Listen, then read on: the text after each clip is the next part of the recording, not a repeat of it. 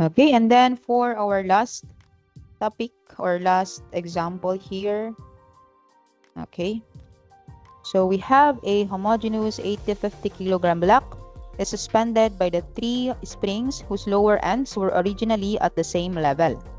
Each steel spring has 24 turns. Okay, so sulat natin yung mga given. So meron tayong 50 kilogram dito, and it is being suspended by the 3 springs. So 1, 2, 3, whose lower ends were originally at the same level. Each steel spring, so meron tayong dalawang steel dito, has 24 turns. So N is equal to 24. And with a diameter of 10 millimeter, with a mean diameter, so capital D, of 100. And G is equal to 83 gigapascal. Okay, same sila ng property nito. Same. The bronze spring, so dito naman tayo, has a 48 turns with a diameter of 20 millimeter and a mean diameter, capital D, ng 150. And G is equal to 42 gigapascal. Compute the maximum shearing stress in the spring. Okay? So, pinapahanap yung shearing stress dito sa spring 1, shearing stress sa spring 2, and shearing stress sa may bronze. Okay? So, parang application din ng mga nauna nating chapter to, no? Okay? Sige, i-drawing muna natin yung magiging free body diagram of the block. Okay? So, this is the 50 kilogram block. So, kunin na lang natin yung weight by having 50 times 9.81. Therefore, we have 490.5 Newton. Okay, 490.5 Newton. So, sinusuportahan siya nung tatlong spring. Okay. So, matik, pag nakasuspend yan, okay, so meron tayong force downward. So, dapat merong force or internal force coming from these 3 supports, di ba? Para i-resist nila yung downward movement nung block natin. Okay? So, meron tayo ditong force coming from the bronze. So, tawagin natin tong force coming from steel 1, force coming from steel 2, and force coming from the bronze. Okay? So, this is 2 meters. Tapos, we have here 1 meter. Okay? So, we have now the free body diagram. So, by using this free body diagram, let's create an equation by having, sige, let's have the summation of forces vertical, or summation of moments. Sige, summation of force vertical is equal to 0, upward positive. So, we have PS1 plus PS2 plus PB is equal to, or plus, sige, minus 490.5 is equal to 0. Or we have PS1 plus PS2 plus PB is equal to 490.5.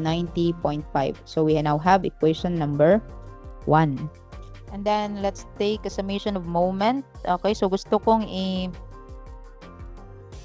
sa may, sige, i-moment natin dito sa may PS1. Summation of moment at PS1 is equal to 0, counterclockwise positive. So we have PS2. Moment arm is 1 meter plus PB of 3 meters. Tapos meron tayong clockwise. So we have 490.5. The whole length of this one is 3 meters. So nasa gitna tayo. So magiging moment arm is 1.5 meters is equal to 0. Okay, so let's simplify. We have here PS2 plus 3PB is equal to 735.75. So, equation number 2. Okay? Sige. Sige, leave as it is muna. Okay, based on our previous chapters, hindi na natin kayang isolve to kasi we have 3 unknowns. Tapos hindi pa po pwedeng gamitin yung isang equation of equilibrium kasi horizontal yon, no? Ano yung ginagamit natin? So, pag ganun, pag kulang na tayo sa equations of equilibrium, pag hindi na sapat yung equations of equilibrium to solve for any unknowns, dito na pumapasok yung deflection formula. Okay, so deflection formula. We have here spring. Nagde-deform yung spring. Okay, may elongation, may shortening, may compression. Kaya, we can use yung ating deflection formula here. Okay? Sige. Anong magiging expected scenario natin dyan? Okay, so drawing natin yung original state niya. So this is the spring 1. This is the spring 2. And then the spring 3. Okay, connected sila dito sa may taas. So downward yung magiging movement kasi meron tayong force P dito. So ano yung expected na magiging movement natin? So paganahin natin ng kaunti yung imagination natin dito. Okay, so meron tayo ditong force P. Meron tayong dalawang spring, tapos magkatabi pa sila. Tapos short siya. Okay, and then we have here a spring. Mag-isa lang siya, tapos mahaba pa. So anong sa tingin natin or saang part ng ating illustration magkakaroon ng larger deformation? Dito ba sa spring na magkatabi or doon sa spring na mag-isa tapos masyado pang mahaba or mas mahaba compared sa dalawa? Okay? So technically speaking, magkakaroon ng larger deformation yung mas mahaba yung spring tapos mag-isa pa siya. Kasi dito magkalapit lang eh. So yung transfer or yung tinatawag nating support mechanism is mas intact kasi magkatabi, di ba? Imagine mo yung dalawang magkatabing ito, kunwari this one. Meron kang dalawang column dyan, tapos another column here, tapos meron kang beam. Okay, so ano yung ine-expect mo? Saang magkakaroon ng pinakamalaking deformation? Dito sa part na to, di ba? Kung magde-deforman yung beam na yan, maliit lang dito kasi magkalapit yung ating support, tapos dito magkala yung support, therefore magkakaroon ng mas malaking deformation, di ba? So parang ganito rin dito. So ang drawing natin, of course, mag-elongate yan, elongate, mag-elongate din yan. Tapos dito yung excessive na elongation. Okay? So that is rigid bar. So ganyan yung magiging deformation. Okay? Deformation of the spring. So tatawagin natin to ng deformation of the spring 1. This is the deformation of the spring 2 and then the deformation of the spring 3 or yung bronze. Sige. Sorry, steel 1, steel 2 and then yung bronze. Okay? Sige. Drawing natin ng mas maayos. This is now the deformed. Okay? Straight line na lang.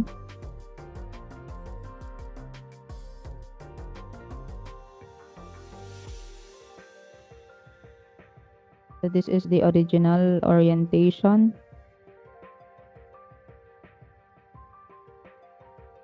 Okay. Then we have here the connections. Okay. So again, this is the deformation of steel 1, deformation of steel 2, and yung deformation ng bronze. This is 1 meter, this is 2 meters. Okay? So here, pwede tayo makapag-create ng another equation with the use of the ratio and proportion. So meron tayong triangle dito. Ayan o. Triangle. So we will consider this triangle. Ayan. So ang i-drawing natin to, this is, ano yan? Deformation ng spring number 2 minus the deformation of spring 1. Okay, deformation of spring 2 minus the deformation of spring 1. Tama? Ito. Tapos ito naman, the deformation of the bronze, tanggalin natin yung deformation ng spring 1. Okay, so deformation of the bronze minus the deformation of steel 1. Okay, so ratio and proportion, we now have the deformation of steel 2 minus deformation of steel 1 divided by 1 is equal to the deformation of the bronze minus the deformation of steel 1 divided by 3. Okay? And then, ayusin lang natin. So, magiging deformation of steel 2 minus deformation of steel 1 is equal to, sige, i-substitute ko na po ito, no? So, magiging substitute tuloy. Transfer ko na yung, sige, ganyan na lang, 3. Deformation of B minus deformation of spring 1 divided by 3. Okay? Divided by 3. Ay, sige. Hindi. Transpose na natin yung 3 para ma-minimize natin yung mga fraction. Okay? So, we have here, nandito na yung 3. Cross multiplication. So, nandito na yung 3. So, we have 3 deformation of 2 minus 3 deformation of 1 is equal to bronze minus deformation of steel 1. Okay? So, combining them together, so magiging 3 deformation of steel 2 minus 2 deformation of steel 1 kasi transpose natin sa kabila, tapos negative. So, negative 3 plus 1. So, we have negative 2 minus the deformation of the bronze is equal to 0. Okay. Meron tayong equation for the deformation. So, ilagay ko dito. Let's continue here. So, the deformation, spring tayo, is equal to 64 PR cube N divided by GD raised to 4. So, ang gagawin natin is substitute them individually. So, magiging 3. 64 P, nasa steel 2 tayo. So, tawagin natin PS2. 64 PR. Ano yung R natin for the spring 1? R is 100 divided by 2. So, 50. Okay. So, 50 raised to 3. Ilang turns yung nasa steel? We have 24 turns. Okay. So, 24 divided by G. G is equal to 83 gigapascal. So, 83 times 10 raised to 3. And then the diameter of the coil is 10 millimeter. 10 raised to 4. That is the first one. Next, second one, minus 2 times deformation ng steel 1 is 64 of PS1.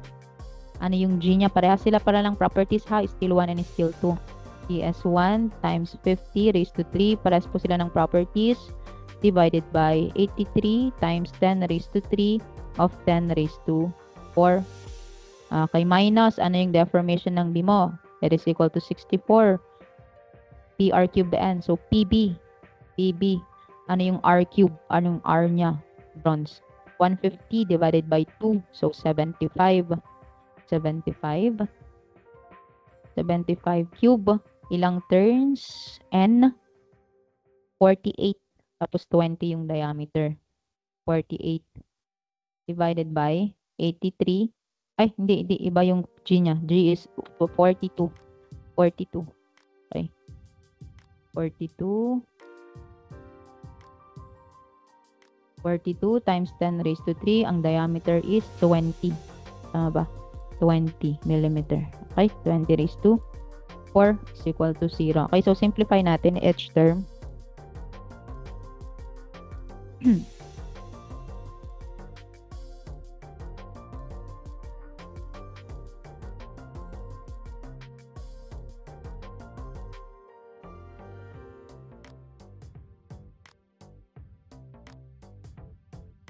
Okay, so the first term, we have, sige, gawin na lang nating fraction. 288 all over 415 PS2 minus.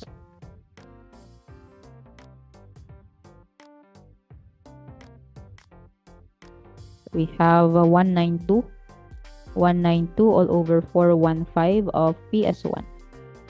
Okay, and then the last one, we have wait.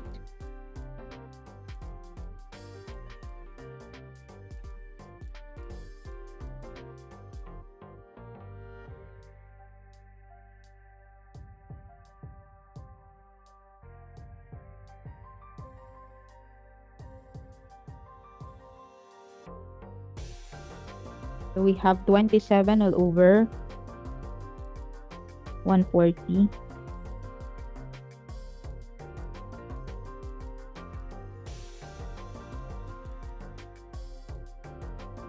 All over 140 of PB. Okay, so meron tayong equation number 3. Yan. So meron na tayong 3 equations. Diba? Ano yung unknowns natin? PS1, PS2, PB. Okay, so we now have 3 equations and then 3 unknowns. Okay, so by using your calculator, we can now compute simultaneously the value of PS1, PS2, and PS3. Okay, so calculator na lang. 90.5. Equation number 2. So we have 0, 1, 3, 735.75. And then the other one, we have 288 divided by 415. Negative 192 divided by 415. And negative 27 divided by 140. 0. Okay. So the value of PS1 is equal to, sige, dito ko na ilagay. So, PS1 is equal to 150.09. PS2, we have 100 42 po. Oh, let me double check. Double check natin. Wait.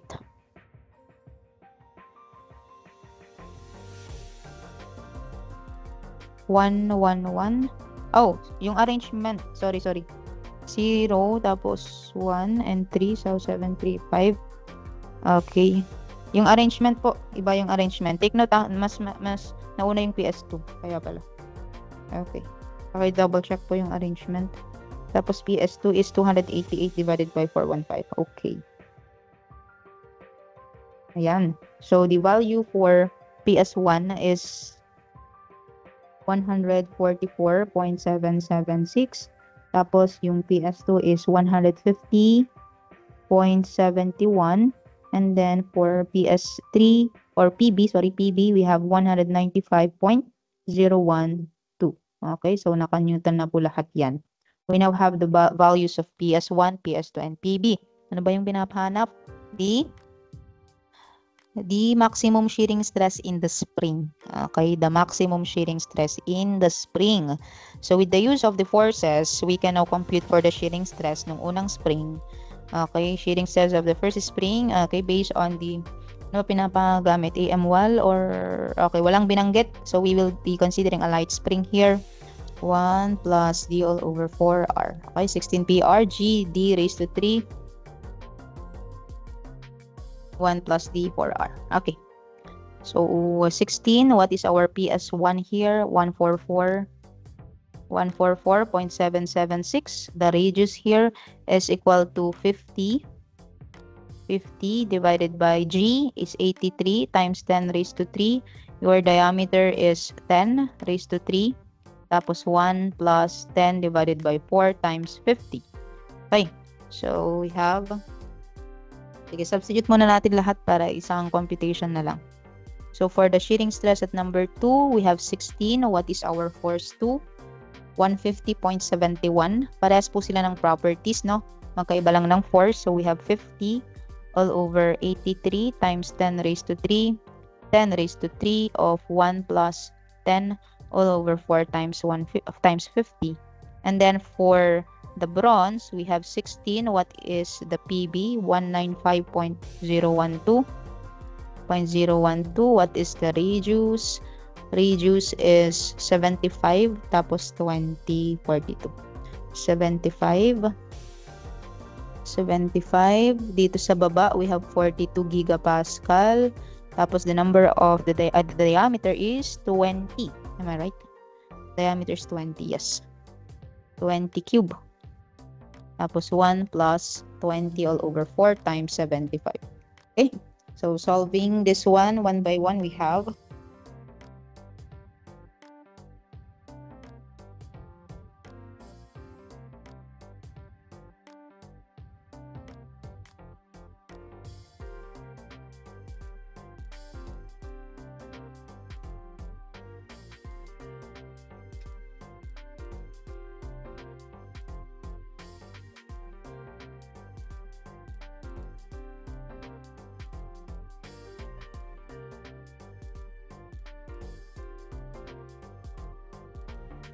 Newton yan. Okay.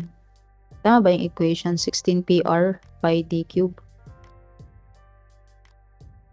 Double check. 16 PR pi d cube 1 plus d all over 4R. 1 plus d all over 4R. 1 plus d all over 4, 16 PR. G. Ay! Okay. Yun nga. Sinasabi ko na. 16 PR pi d cube.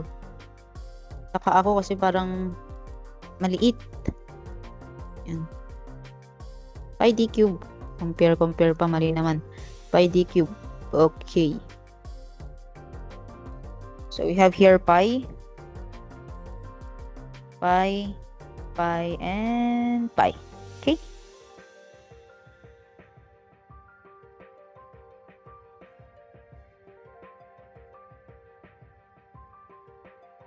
Okay, so for the first one, we have 38.71. Tapos, yung pangalawa, we have 150.71. we have 40.3.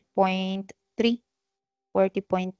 Then the last one, we have 16 times 75 by 20 raised to 3.